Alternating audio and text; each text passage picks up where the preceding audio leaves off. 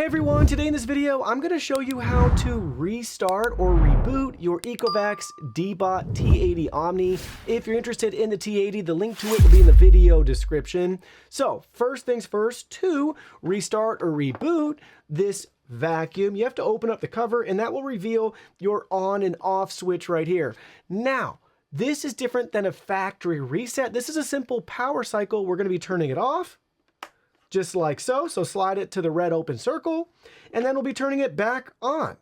So to the little solid white eye, whatever you want to call it, that solid line right there. Now we have since booted up the vacuum. You'll notice the lights are illuminated again.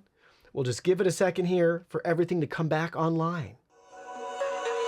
You have your startup music.